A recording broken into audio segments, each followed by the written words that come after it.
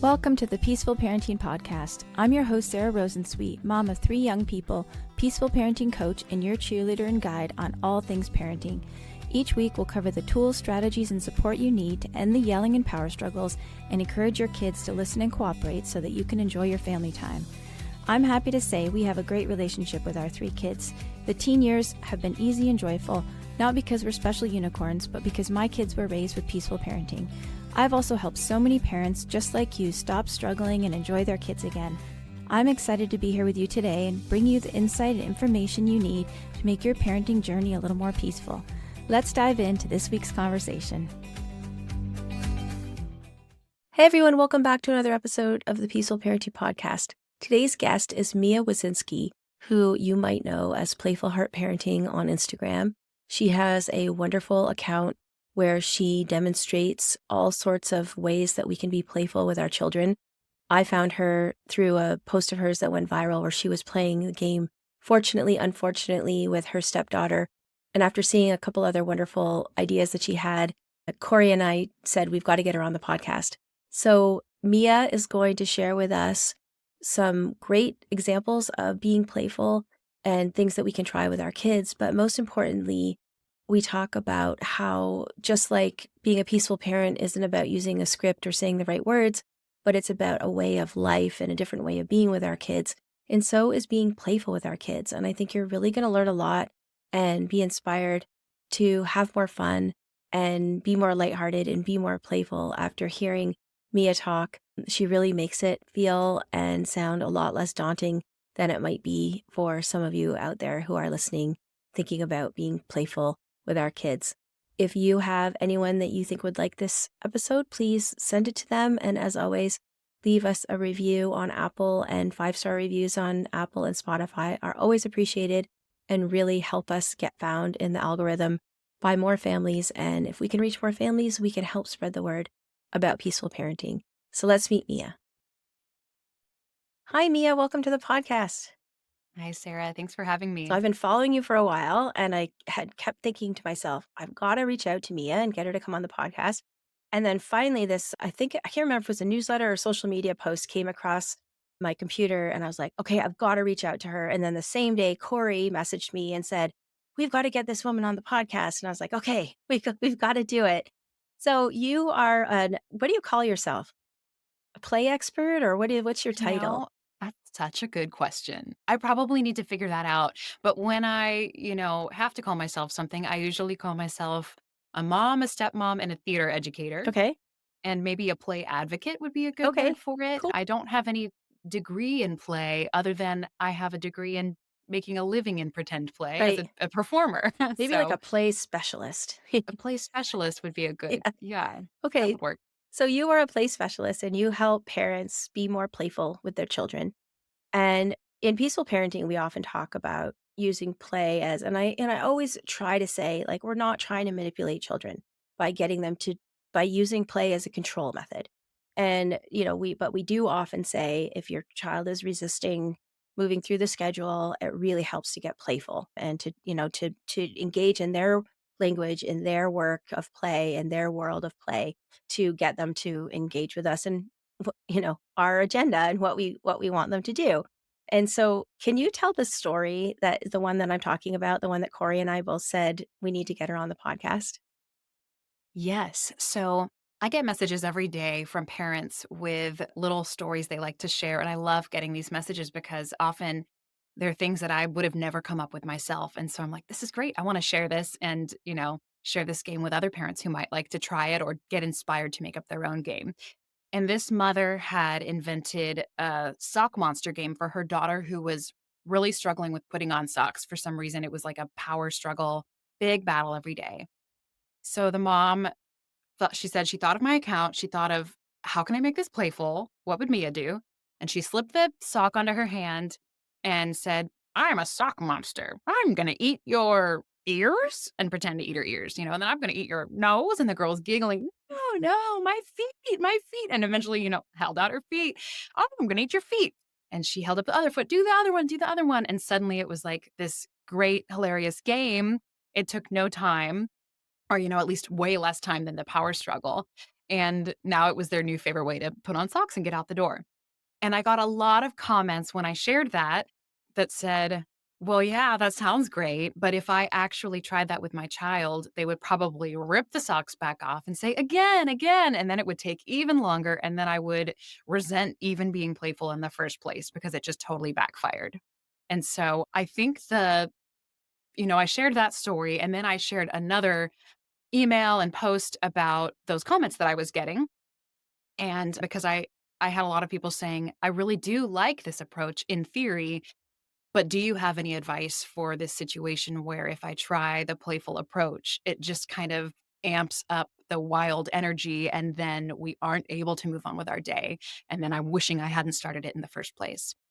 And the best advice I have to give for that is just temporarily stop using play for any kind of agenda until you have just a naturally more silly, playful, lighthearted atmosphere in your home where you're doing a lot of little silly things throughout the day that don't necessarily take much time or energy at all.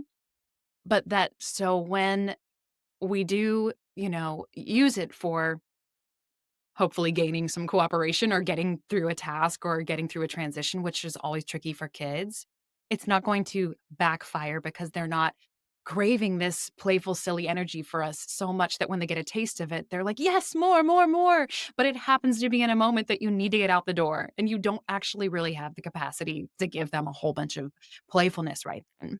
Yeah, so you're basically saying, like, fill up the playfulness cup so that it's not the only time they're getting it is when you're, quote, "trying to get them to do something." Right. Yeah. And I think when a lot of people come across posts like that or my account and a lot of people are drawn to social media posts or like hacks or tips for a playful way to get this done or to get your kid to eat dinner or get dressed or clean up or follow directions. I think a lot of people are drawn to that because of course we do need to help guide our kids to do life, but we wanna do it in a nice, fun, playful way. That sounds great, but I think that when we skip over the step of, well, first let's just be a little bit more silly and playful. Let's be a little more intentional about being silly and playful and lighthearted just for the sake of fun, just for the sake of connecting and laughing. And I don't even mean sitting and playing Barbies for a half an hour on the floor or going outside and playing basketball or whatever. I don't mean a whole marathon play session, just little silly things, silly faces and noises and jokes and songs or dances just that you can infuse throughout the day so that they're getting that sense of fun and not just when we're like trying to skip that and pull it out in a moment where, oh, let's see if this works. And then it all hinges upon whether or not it worked. Right. So a couple of things. One, I was thinking about, Larry Cohen? Of Um, course, yes. yeah, the In fact, I listened to your podcast like a while ago. I think when I first started Playful Heart Parenting, because I was like, Sarah, that sounds familiar. And I pulled your podcast back up and I said, yes, I listened to her interview with Larry Cohen. yeah, well, he was actually I think my oldest son is 24 or almost 24, and I think my dad gave me that book when he was, like, 3. So Larry Cohen's been around for a while, and for anyone who doesn't know who we're talking about, he wrote a book called Playful Parenting, which is really, really wonderful book. Mhm. And when he was on the podcast, what I was gonna say was I asked him the question which I get from a lot of parents, which is, "Well, whenever I do rough housing, my kids don't wanna stop. What should I do?" And I was kind of expecting him to give, like, exit strategies, like, this is what you can do to end rough housing in a peaceful way. But he said, well, he's so matter of fact. He's like, well, that means you just have to do it for longer and you have Yeah. to do it more. Right. And Right. it's kind of the same thing. It's like, it's telling you this is a need that my child has that has not been satisfied. Right. They need Yes. more play, more of me being playful, more rough housing. So that was one thought I had when you were saying about, what your solution was. And the other thought that I had was when you said you see so much on social media about like hacks and tips and things. And which is actually one of my pet peeves because you get so many people who think they're doing peaceful parenting because they said this script that they saw on Instagram or whatever, and it's just very surface, right? Like it's not it's and it matches what you're talking about because what you're talking about is changing the way you are with your children. like Mhm. changing your way of it's like changing your way of being with a child, and I think that's Mhm. what sometimes gets lost in the conversation about when we're trying to change our parenting is it's not just about do this one game to get your kid to put their socks on or say this one thing when your child is having a meltdown. It's not it's more about, like, changing the fundamental, like, underlying principles of how you are with them. Would you agree with that? Mhm. That's really well said. I absolutely agree with that. Yeah, because often when we're trying to cram a message into just a single post or story or email, we're going to bring up these moments that are pivotal and like, and then I had this light bulb moment because this conflict happened and I used this, gentle parenting tactic or this playful tactic to stop it. And people are, wow, that sounds great.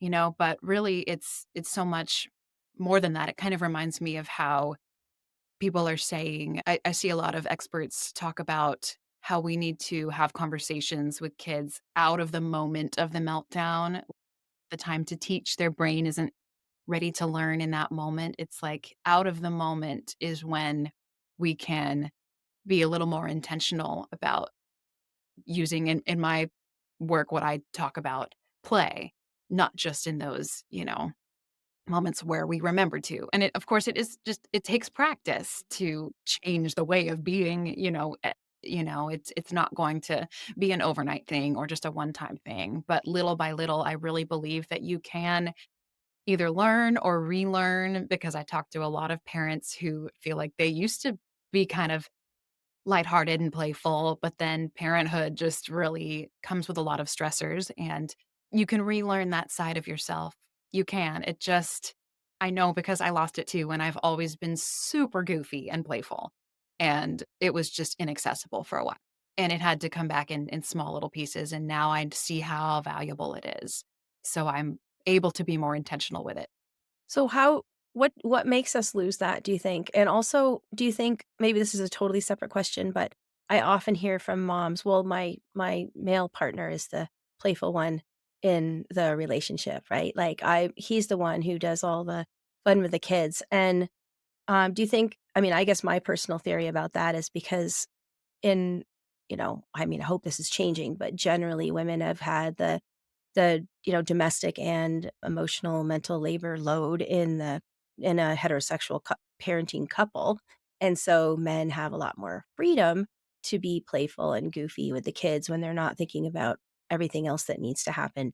I guess that's just a comment more than a question.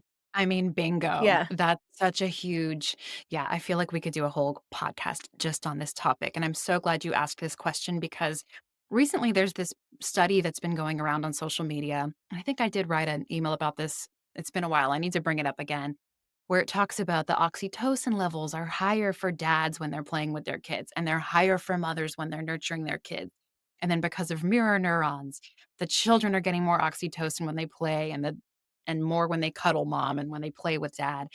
And I saw lots and lots of parents sharing that study with me and sharing the study and saying, lots of mothers saying, "Oh, thank gosh, because I hate playing. So this makes so much sense." And I'm like, "But what? Is that really it? Mhm. Let's think about this." Because one, that study was just talking about roughhousing, which is, traditionally guys like a little more rough and tumble play, maybe if we're looking at the generalization of that. A lot of women do too, and moms do too. But that's also just one type of play, and there's so many types of play, and I think there's this stereotype of the dad is the fun one and the mom is the nagging one and the one who's got a mean business and get everyone to be serious again, and that is just so not fair. I mean, Mhm. like, we should be also able to have fun and be the fun ones, and dad helps get some stuff done too, and I'm very grateful that in my personal marriage, that is there's a balance there. But I think you're right. I think about my husband who does go off to work elsewhere out of the home during the day. And when he comes back, he's tired from work and he's exhausted some days, but he's not exhausted of the kids because he hasn't been with them all day. So he's like, "Yeah, I missed you guys. I want to play with you." And I'm like, "Okay, great. Now I'm going to do the dishes or do this work or whatever." And when you're, home, even if, this is not just for stay-at-home moms, but if this example is for stay-at-home moms who may be also working like I am and are home all day and trying to play and trying to do the dishes and trying to soothe the fussing baby and trying to not use TV all day, but, like, we're just like, stretched so thin. Of course, by the end of the day, when husband walks in through the door, it's like, "Okay, you guys go play, and I've all this stuff I have to do," and we're just burnt out from that kid energy because it's been all day long. And I experienced this a couple of years ago. I took my husband took the week off to work or to be home while I went and taught a theater camp for 8 hours a day. And I expected to be totally zapped when I got home. But actually, when I got home, I was excited to keep playing and playing with my kids and that energy all day. I was missing them and I like couldn't wait to try these games with them when I got home. And I thought, wow, it'd be really cool if we could like trade off days. It doesn't Yeah. work like that in our schedule, but just it is nice to be able to step away and come back and miss someone. And so I think like you said in that traditional, roles, even if the it's not a stay-at-home mother and they're working and coming home, there is that traditional expectation that the mother is carrying that load of all those domestic things to think about. And there's very little room left for fun and playfulness when you're bogged down with responsibility and so much to do and you're feeling behind and the house is a mess and yada yada yada. So, Yeah, hard to feel yes, playful when you're feeling exhausted and anxious and stressed, right? yes, Yeah. exactly. So you mentioned before about grown-ups losing their playfulness. You know, I mean, maybe this is an obvious question, but why do you think that happens? And maybe the less obvious answer of how to get back to that. Yeah. Well, I think we're all, as I like to say a lot, weaned off of playfulness as we grow. I think it's something that pretty much all or most children are naturally born with this sense of play and wonder, and not just in humans, in the animal kingdom, puppies, and you think little baby animals love to play. And especially in our society, we are then put in school and we're told, for the most part, to sit still and focus and be quiet and put a bubble in your mouth and stop wiggling around. And I think there's been a shift and a lot of schools are getting away from that a little bit, somewhat, but for a long time, that's been the case. And then we're told to study hard and get good grades. And we're told to get a good job and make a lot of money and go to college. And it's just very, very serious and sitting at desks and studying and learning and goals and learning, about money and bills and all the, being a grown up is really hard and stressful. And I think one of the reasons I was able to keep my sense of goofiness and playfulness and why if you know any theater people, they're often really fun to be around and a little wacky is because, when we go off to college and we're studying theater, we're rolling around making whale sounds on the ground and like doing all these weird things and Improv exercises. improv Yeah. exercises, which a lot of the games I share on Instagram are basically improv games, theater games, and people love learning about them because it just lights up that creative part of your brain. But you're not doing that if you're going off to learn how to be a astrophysicist. Is that a thing? Like I'm trying to It think of like is. the most, hard job that's so far from my musical theater degree. But yeah, like you're not going to be playing on a daily basis. And like any skill, you think about I took Spanish in high school, right? And I was really good at it. And I was totally a natural when it came to, I didn't even have to I could finish my homework so fast. It was coming out of me so fast. I felt like this was my second language and I spoke it all the time. And now I probably couldn't even have a simple conversation because I don't ever practice it anymore and I don't use it anymore. And just like a muscle that you're not using, you're going to lose it. You use it or you lose it. And a lot of theater people have to keep using it because we're playing pretend for a living. We're going on tour with these big casts with all these friends, and we're playing on the bus, and we're playing on the plane, and we're being silly, and we're singing in the airport because theater people just do that. Life is a musical. And I love that. But even with that background of mine, when I became a stepmom, which happened before, I don't think anybody plans to be a step parent, but sometimes you just meet someone and you fall into this relationship and then this new role that you're not expecting. And I totally lost sight of that side of myself, or at least I wasn't able to bring it into my parenting. I just had all these other ideas that had been fed to me, I guess, about what a good parent is and what I should be doing, and all these Pinteresty ideas and ways other people were doing things. And I was trying to like fit myself into that box. But really, I didn't know what I was doing and I hadn't found my own style or my own groove. So even a musical theater person, when they come into parenthood, can lose that playfulness. Or if you're not a theater person, and not just that only theater people are playful, but it is weaned from us even earlier on. And so I think just becoming an adult, period, or, a parent with all of the pressure we feel and how much we love our children and we are terrified to mess up, it's with heavy responsibility comes heavy stress and very little room for playfulness and laughter. I was even thinking when you were talking about losing our playfulness as when you became a step parent and you were, like, filling this role of mother, right, or stepmother, and thinking about popular culture and how we see, like, the different roles of mother and father in popular culture, and I don't know why he came to mind, but, like, Chevy Chase in the vacation movies, like, the Christmas dad, right? vacation. Like, Christmas Uh-huh. the National Lampoon movies, he was so goofy. We watched Christmas Vacation over Christmas, I guess that's what is in my head, but he was so goofy, right? And always, like, being goofy with his kids, and his wife was so serious, and I have a feeling Mhm. if we looked at lots of, like, family sitcoms and, movies and things, we would find that role modeling, right? That the mom is the serious one and the dad is the goofy, playful one. Yes, like almost every single one, Mhm. except Bluey, Yeah. which is why I love Bluey, Yeah, right? yeah. It shows they have that more of that balance, but there's even still a few things, but yeah, I think you're right. I think almost every sitcom, Mhm. that's the case. Mhm. So we already have, without even realizing, this subconscious idea of, what it means to be a parent, and we try to step in and fill that role.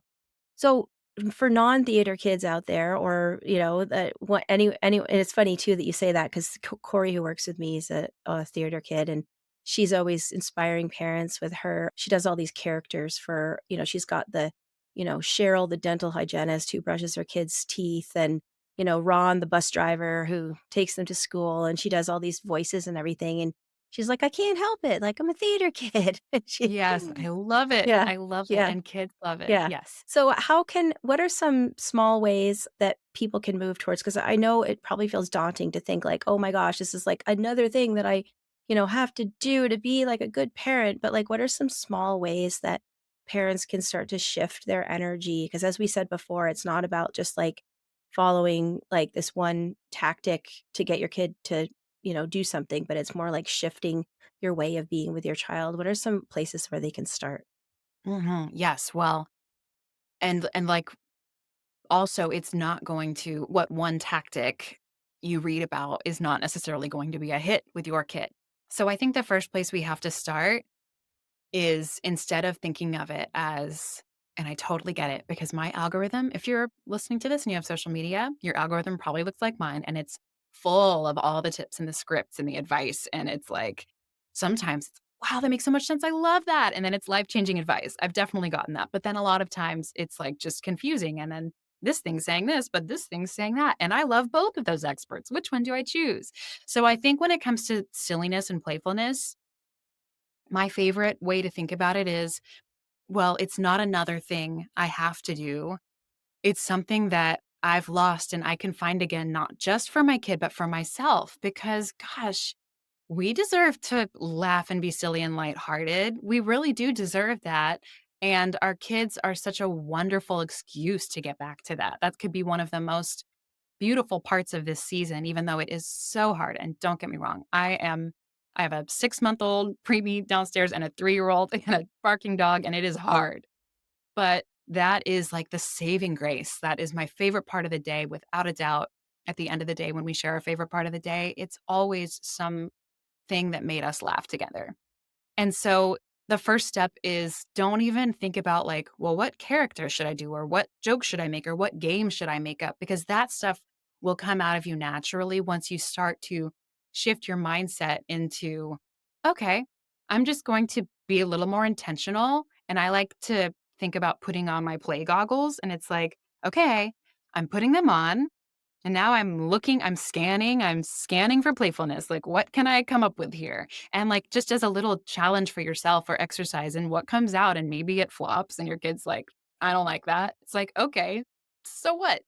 Keep trying, move on, try something else. Or maybe it makes you laugh. And that's even better because then your kid's gonna pick up on your energy. It doesn't even matter if you come up with a game that works or that they like or makes them laugh. If you make yourself laugh or just even shift your mindset into, I'm going to try something fun, especially if that's not typical, your child's going to be like, they're being silly. I don't understand what they're doing, but I like it, and that's just instantly going to shift the mood. So you don't even have to have the perfect game or, thing to say that's funny and playful, even though I'm full of lots of those. If you want ideas, come to my Instagram, take some of my resources that have it all planned out for you so you don't have to use any brain power, but you don't even need that stuff. The first step is just to decide, I'm going to be a little bit silly. My friend called it activating play mode. I love that. Nice. It's like, boop, activating play mode. And then you just try something for like just 30 seconds, and see if you feel a little bit different, if you feel a little bit lighter, if your kid seems a little bit lighter. And if they roll their eyes, okay, they're supposed to. Like that just happens sometimes, shrug it off. You have to be prepared for it not to work or be a hit. But the more you try that, you'll start to see a shift, I think. And it'll just be the answer like, okay, yes, this does feel better. Feels better for me. Yeah, I was fairly silly and playful with my kids when they were growing up, and I remember one time when my oldest was, like, 12, and I was laughing about something, and he goes, "Mom, your laugh is so annoying." And I just started laughing even harder, and he stopped and he was like, "Doesn't that hurt your feelings?" And I was like, "No, it's hilarious. Like, you're 12. I'm supposed to be annoying when you're 12, Yep. right?" Like, so I think you're sort of also hinting at, like, don't be afraid to be, like, embarrassed or embarrassing or, don't take it personally Mhm. if it doesn't land right. Yeah, and, I think that's easier said than done. It's so hard for me when someone says, "Don't take this personal." I'm instantly, like, offended, like, before they even said it, right? Because I take everything personally, like, or I'm like, "What are they gonna say? It's gonna hurt my feelings." I'm very sensitive. And I was also very embarrassed of my parents growing up. My parents are totally like eccentric hippies who had a family band, and they had me and my sister travel around with them and sing with them on stage, and I was, like, so embarrassed when I was in middle school. That's like nightmare material for middle I mean, school. really, yeah, yeah, and my dad's a magician, he'd be, like, pulling out tricks, and, like, he came in with the guitar in the classroom, like, they were in charge of the talent show, like, they were very involved, right? And when I was really little, I thought it was amazing, and, like, I was so proud, "That's my dad." And I remember in 6th grade, he came in to sing some kids' songs, like, in my 6th grade class in middle school, and I was sitting in the back, like, "It's so hurtful, you probably hurt his feelings, but it's just what's supposed to happen." And, yeah, I think something that will be maybe helpful for me now, my stepdaughter is 8, so she's not quite there yet, and she loves to laugh and be silly with me, and I hope that will always continue because we really bond a lot through playfulness and games, especially, like, these creative improv games.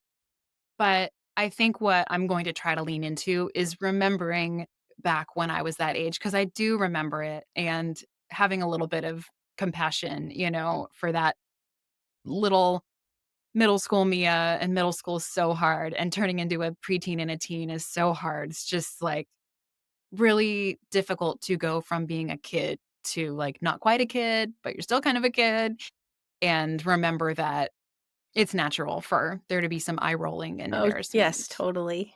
Yeah. Yeah. So the other thing I keep thinking about too while you're talking is just laughter and how, I mean, people who've been following me for a while and I talk about this all the time, but how laughter is so good for connection and bonding. And you've mentioned that. And laughter is also so good for stress release Mhm. and, feeling like, even the end of the hard day, getting everyone laughing is something that we always talk about just to, release some of those pent up emotions and stress. So there's Mhm. so many benefits to cultivating being more playful with your kids. And they're so funny and creative. I mean, kids are just so naturally willing to go. I talk about this a lot too, that the yes and philosophy, if you know improv, you know the golden rule is yes and you just whatever your scene partner says, you just accept it and you add on and they will just go with it and or come up with their own crazy stories. Like my son is 3 and he's really just like the character names he comes up with and the stories he comes up with, and you could just rattle them off and we're just crying laughing because it's like our own private stand-up comedy show. I think if you can lean into their natural imagination and like, "Oh, yeah? Well, and then what happened?" Mhm, You know? mhm. Just really just egg them on a little bit, but with love.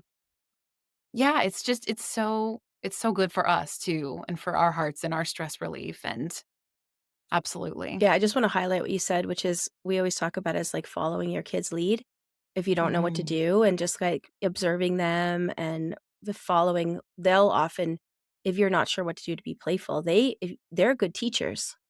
Mhm. They're the ultimate, Yeah.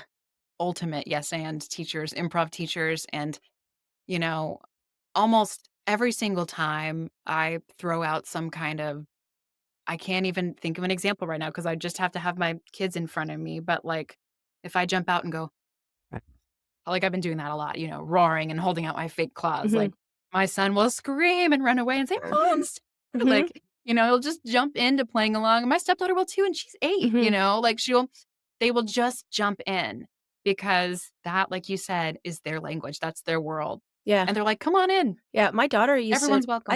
I think she was, 12 probably and still wanting to play, like, these games that we would play in her bed at night, like, these, like, egg and chick games and different my arm is fallen asleep game and, floppy we called it the floppy arm game, and she's Yes. still at 12 and 13, and I don't think she'd be embarrassed for me to say this, that she still wanted to play those games, even that old.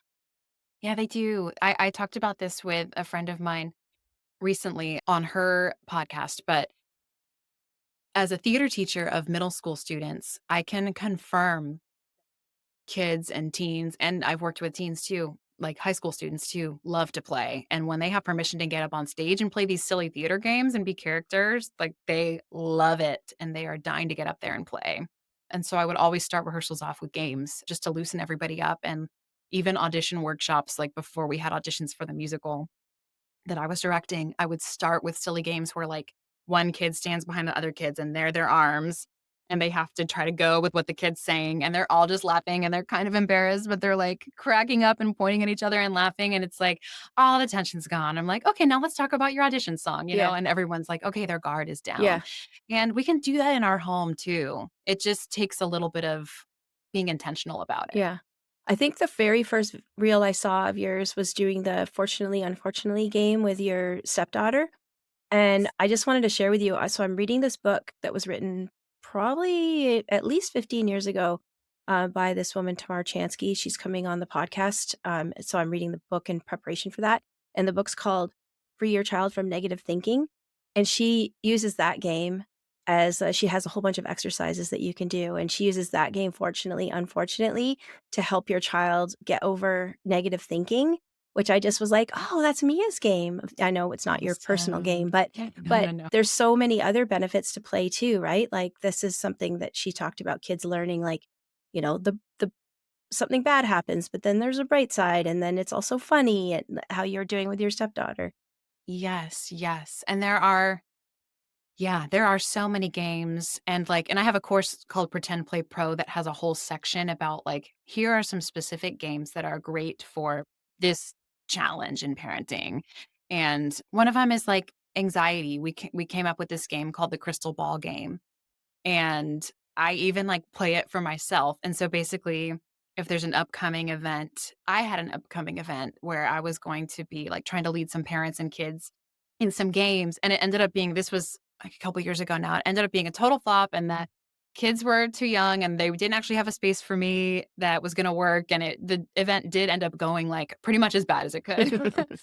But and I was so worried about that, but I was able to at least go into it with excitement and being less anxious because we played this game before, and it was basically, "I'm looking into my crystal ball, oh my goodness, everybody's dressed in a cow costume and they're mooing and they're slithering around on the floor. Like, and you just come up with weird whatever, and then you take turns who can come up with the more ridiculous crystal ball thing you see.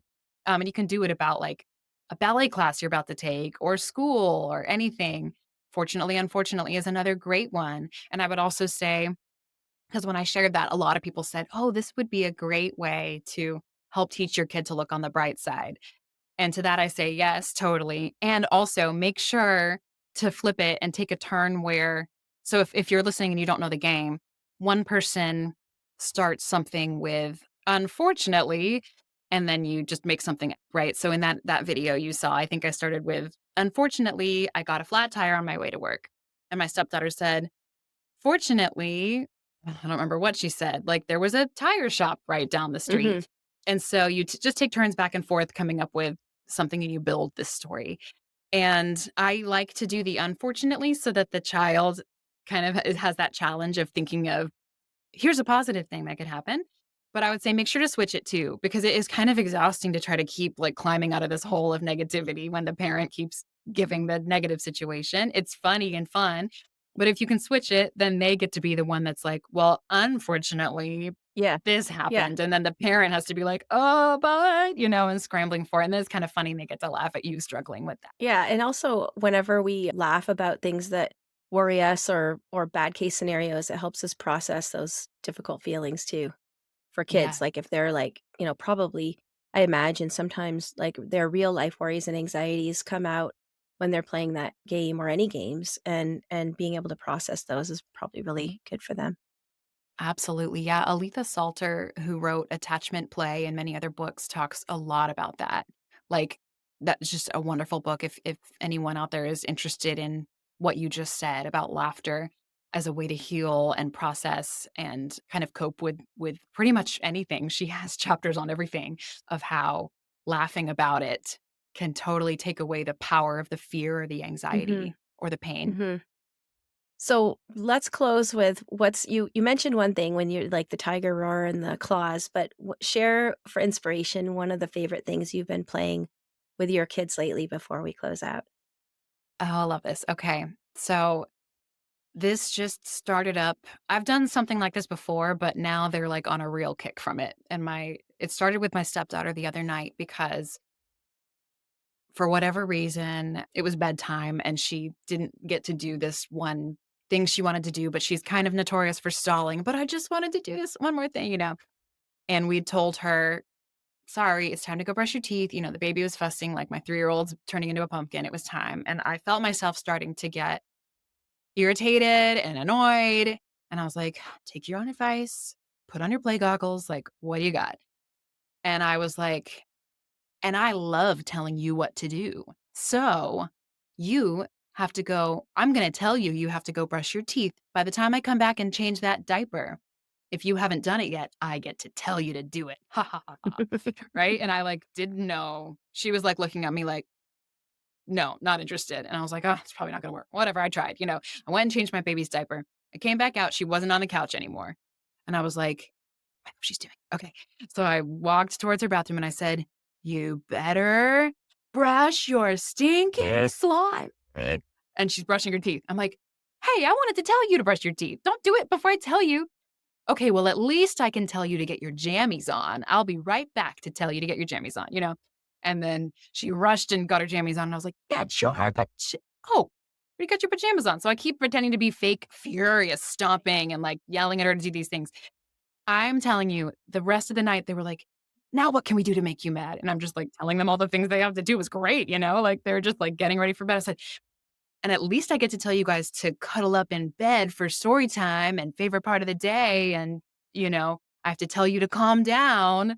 And she was like, hurry, hurry to my 3-year-old who's like going along with all of it, loving it, squealing and thinking it's hilarious when I get mad. And so now for the last few days since we did this, he's been coming up to me and saying, Mom, what can I do to make you angry? And he means play Yeah, angry, yeah. right? So like this morning he was like, I'm gonna throw your dirty socks in the hamper because I left my socks on the ground. And I was like, oh, you better not. You better not do that. And he did it. And I'm like, rah, and he screams and runs away and he loves it.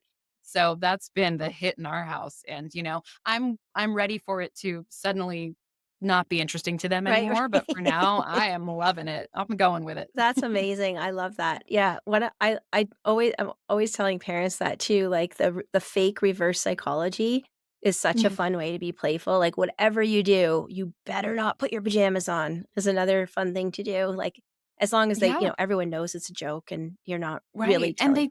Yeah, they do, and I've shared things like that, and I've gotten comments before where it's like, "Well, this is reverse psychology," or "This is manipulative," and I've gotten lots of comments that say, "Don't do this because then your kid's gonna think it's funny to defy you and disobey you."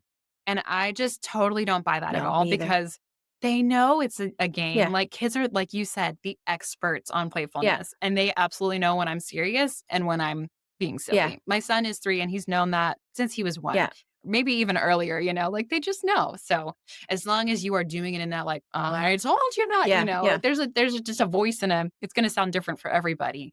But there's a difference between if I was really yelling out of fear or anger, which I've done because 'cause I'm not perfect, and when I'm doing it that way. mhm. And they crave that silly part. Yeah, yeah, and we I love that we haven't focused a lot on using play to get cooperation, but it certainly is a fun way to move through the schedule, and I just mean I love that we haven't focused on it because I don't ever want anyone to use play to try to control kids, but the things that we need to do can be done in a fun way instead of, nagging, annoyed way.